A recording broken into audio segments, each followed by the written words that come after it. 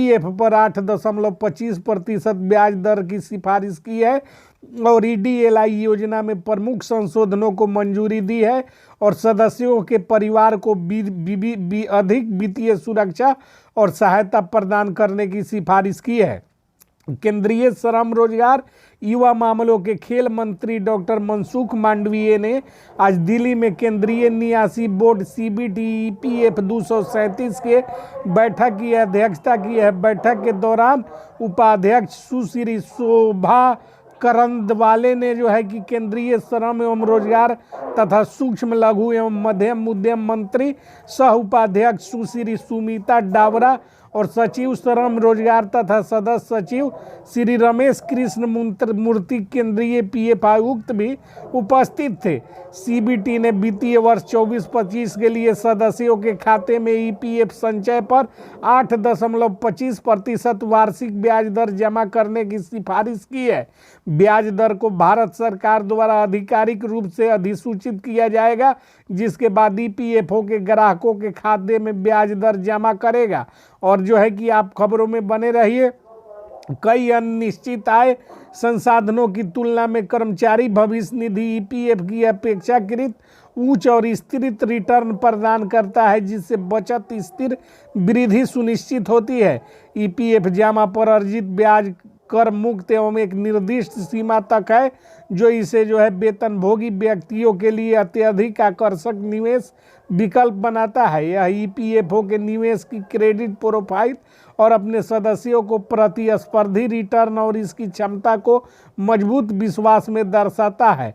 सुधार एजेंडों के आगे बढ़ाते हुए डॉक्टर मनसुख मांडविया ने अध्यक्षता में सीबीटी और सीबीटी बैठक के दौरान महत्वपूर्ण निर्णय लिए हैं। बैठक और बोर्ड में लिए गए प्रमुख निर्णय शामिल है ईडीएलआई योजना के तहत बीमा लाभों में वृद्धि, कर्मचारी जमा लिंक्ड बीमा। ईडीएलआई योजना के बीमांकित मूल्यांकन के बाद बोर्ड ने जो है कि सदस्यों के परिवार को जो है कि अधिक वित्तीय सुरक्षा और सहायता प्रदान करने के लिए योजना में प्रमुख संशोधनों को मंजूरी दी है। इससे इस श्रेणी के तहत प्रमुख शिकायतों का समाधान होगा और लाभ दावेदारों के लिए अधिक समावेशी दृष्टिकोण सुनिश्चित होगा। संशोधित योजना के अंतर्गत प्रमुख संवर्धन के प्रकार होंगे।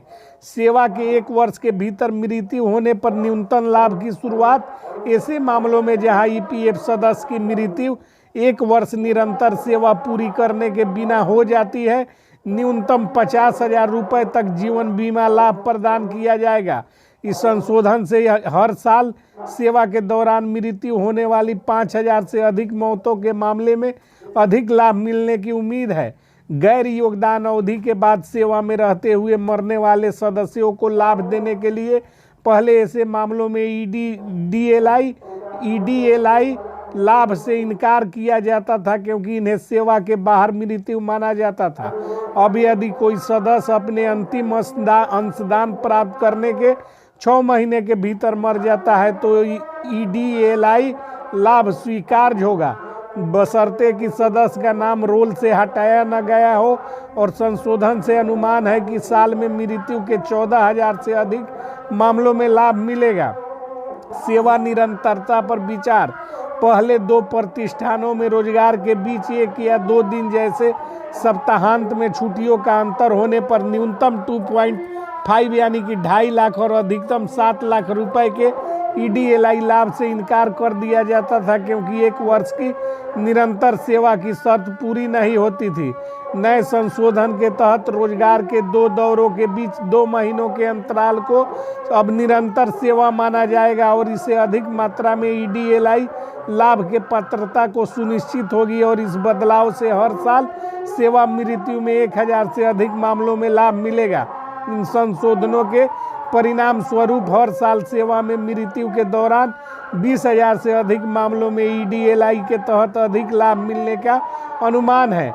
इन सुधारों का उद्देश्य ईपीएफ सदस्यों के परिवारों के लिए सामाजिक सुरक्षा लाभों को बढ़ावा एवं वित्तीय सुरक्षा सुनिश्चित करना और संकट में फंसे परिवारों के कठिनाइयों को कम करना है।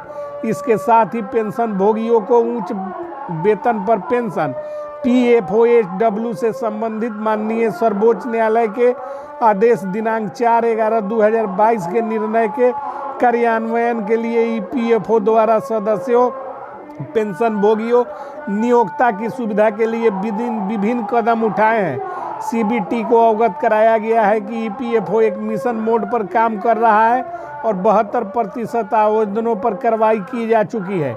केंद्रीयकृत पेंशन भुगतान प्रणाली CPPS के प्रदर्शन कर्मचारी भविष्य निधि EPFO ने जनवरी 2025 में सभी क्षेत्रीय कार्यालय में केंद्रीयकृत पेंशन भुगतान प्रणाली CPPS को सफलतापूर्वक लागू किया है।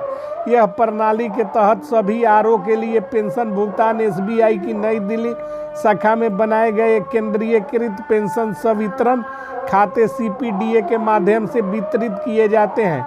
इससे पेंशन भोगियों के शिकायतों में काफ़ी कमी आएगी, जिन्हें पहले अपने मामले में विवरण को एक से दूसरे तक स्थानांतरित करने में लंबे समय का इंतजार करना पड़ता था। जनवरी 2025 महीने के दौरान CPP के माध्यम से 69.35 लाख पेंशन भोगियों को 1710 करोड़ रुपए का पेंशन वितरित की